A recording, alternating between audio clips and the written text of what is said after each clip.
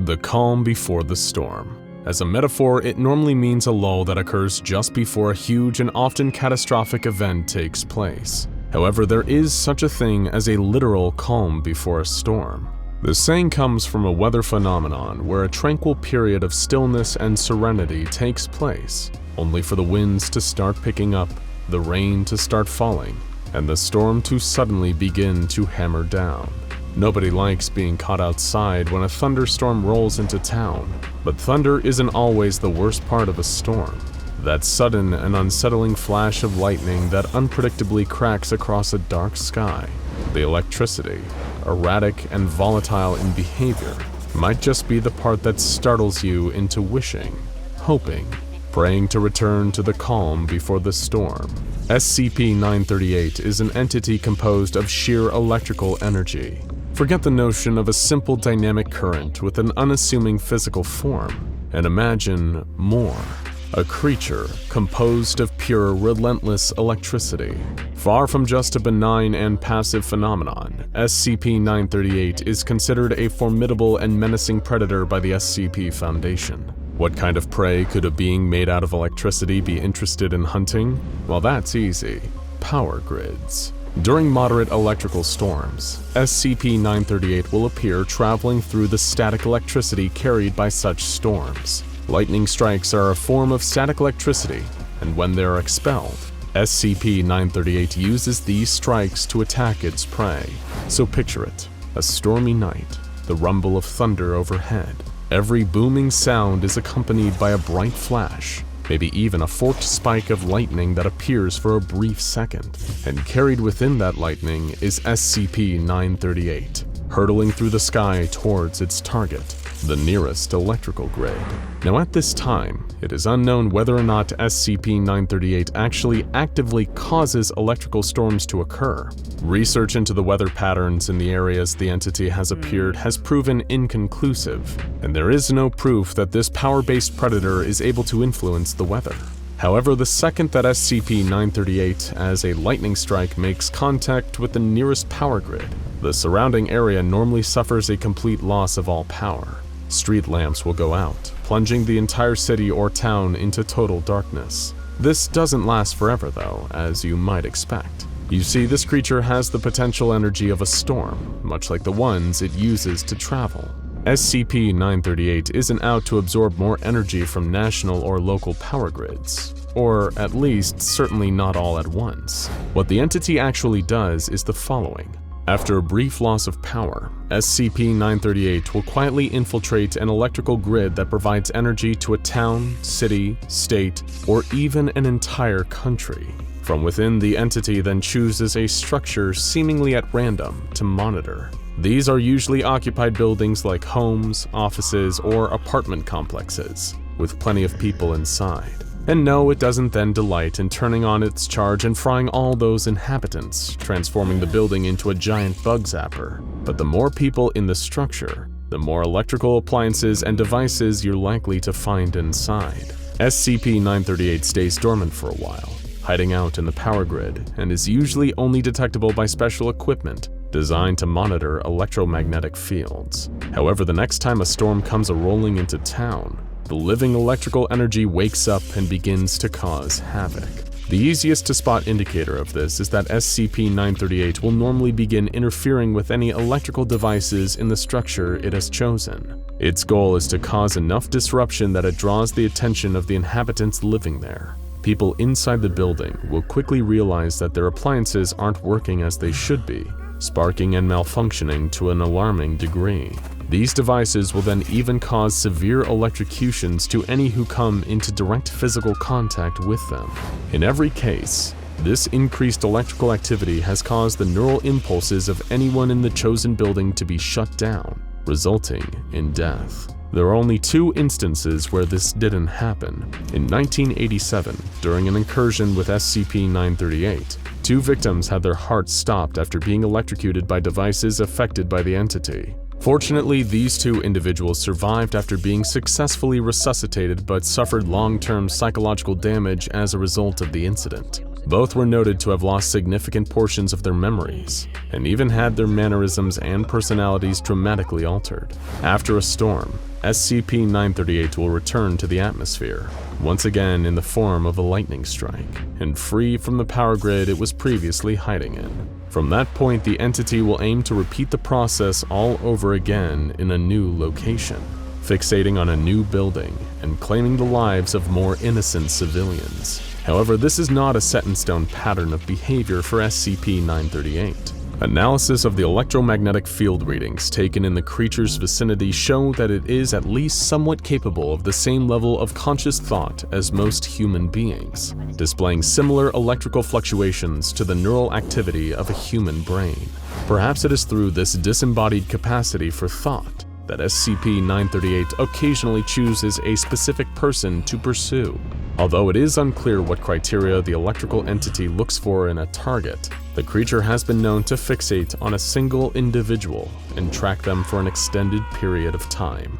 In one instance, SCP-938 pursued a target for 36 years, 11 months, and 6 days, until that person died of natural causes. These targets, designated as SCP-938-A, will experience symptoms similar to those suffered by individuals suffering from various stress or paranoia-related psychological disorders. This includes the rapid onset of conditions like post-traumatic stress disorder and paranoid schizophrenia. SCP-938-A instances will also quickly develop severe phobias, even if they have never exhibited these previously. However, these aren't what SCP-938 looks for in a victim. Instead, these disorders and conditions seem to be directly caused by the influence of the entity itself. But the side effects of being in the vicinity of SCP-938 don't stop there.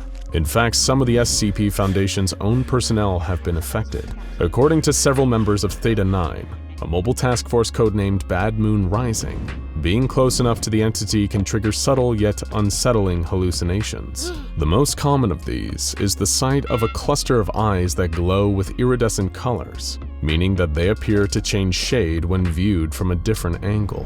Reportedly appearing in poorly lit areas, these eyes seem to watch a person that is suffering from this hallucination.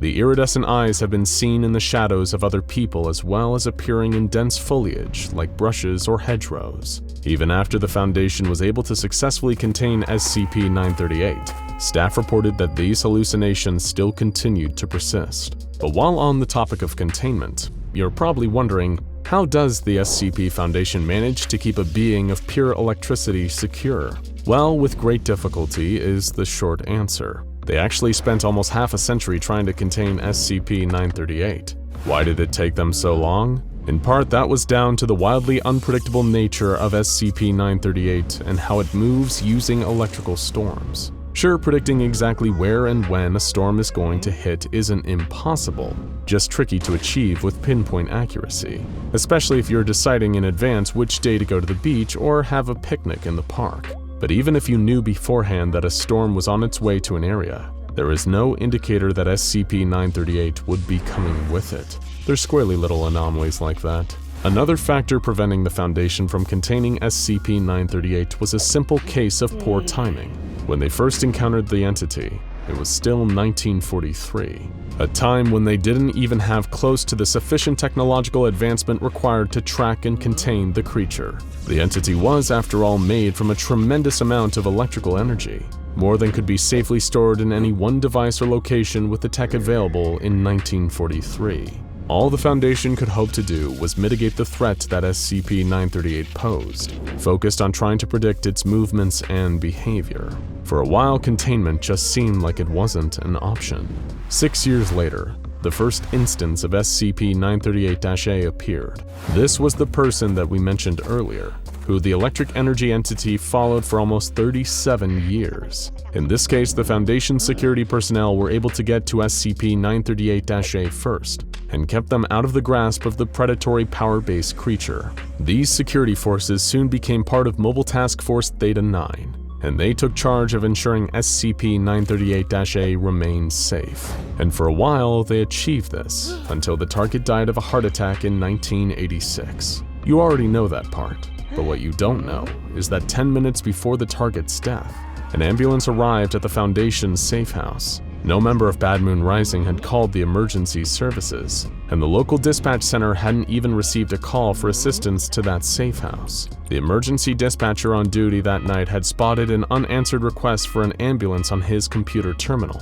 It's almost as if something had interfered with the machine in order to lure the ambulance into responding to SCP-938-A. This is what prompted the Foundation to once again consider the possibility of containing SCP-938. They knew it would be an expensive endeavor. This was 1986 after all. But as soon as a possible new SCP-938-A target had been identified, the Foundation had the perfect bait to catch the creature that had eluded them since the 1940s, luring it in with its new target. SCP-938 was successfully captured and contained within a capacitor bank at a Foundation research site. A capacitor bank is a series of electrical capacitors, joined and kept in parallel with each other for the purposes of storing electricity. Think of it as a big battery, except there is a key difference between the two. While batteries store electrical energy as some form of chemical energy like lithium, a capacitor is, in basic terms, designed to store pure electrical energy, exactly like what SCP-938 is made from. Containment wasn't without its teething problems, however, and SCP-938 almost made an escape in 1991. Biocontainment and Research Site 06 suffered a Silent Night breach scenario, and SCP-938 was able to cause considerable damage to the site's infrastructure. The building itself was left completely unsalvageable, and the capacitor bank for storing the entity had to be rebuilt before SCP-938 was recaptured.